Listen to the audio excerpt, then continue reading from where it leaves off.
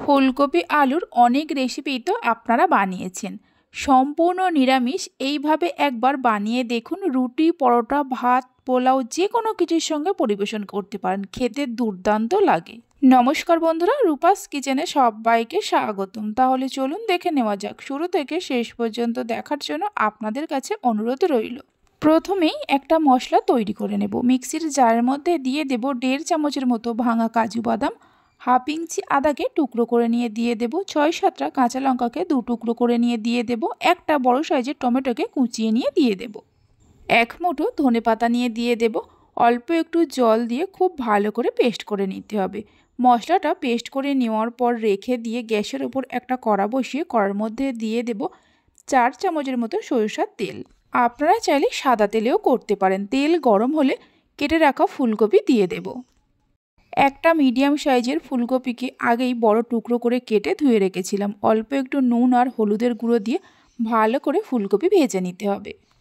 ফুলকপিগুলোকে ভালো করে ভেজে নেওয়া হয়ে গেছে। এর থেকে আর বেশি ভাজবো না, তুলে নিয়ে রেখে দেব।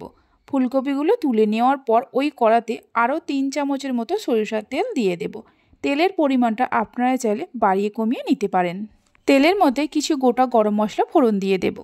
2 টুকরো দারচিনি, 5-6টা লবঙ্গ, 3টে এলাচ, 3টেকে ফাটিয়ে নিয়েছি, 2 টুকরো জয়িত্রী, 2টো তেজপাতাকে 2 টুকরো করে নিয়েছি। তেলের মধ্যে দিয়ে 10-12 সেকেন্ড ভেজে নেব।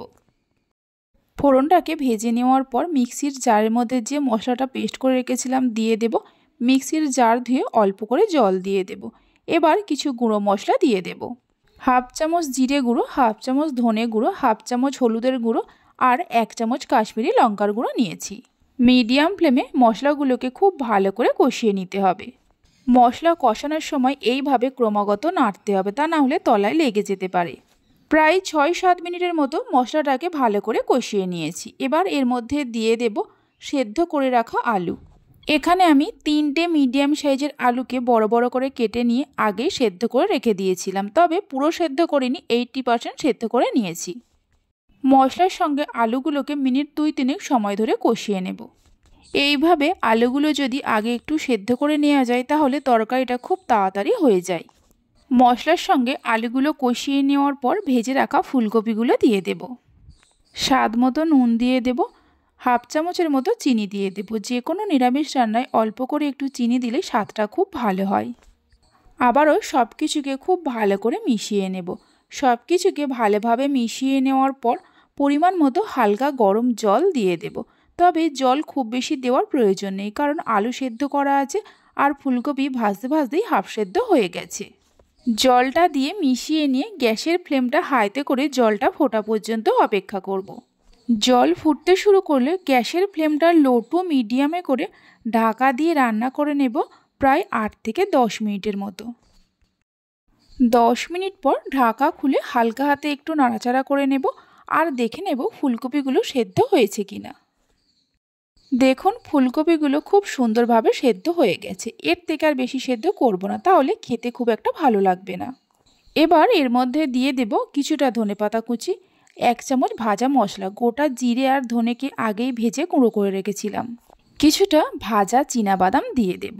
সব কিছুকে মিশিয়ে নিয়ে গ্যাসের ফ্লেমটা বন্ধ করে দিয়ে 5 মিনিটের জন্য ঢাকা দিয়ে রেখে দেব। এইভাবে একবার ফুলকপি আলুর রেসিপিটা বাড়িতে বানিয়ে দেখতে পারেন। বাড়িতে বানালে খেয়ে আপনাদের কেমন লাগলো অবশ্যই আমাকে কমেন্ট করে জানাবেন। 5 মিনিট পর ঢাকা খুলে দেখাচ্ছি, দেখুন তরকারিটা কত সুন্দর হয়েছে।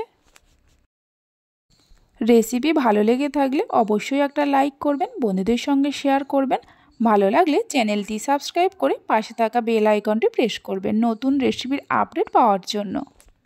তাহলে চলুন ভিডিওটা আমি এখানেই শেষ করছি। আপনারা সবাই ভালো থাকবেন, সুস্থ থাকবেন। ধন্যবাদ।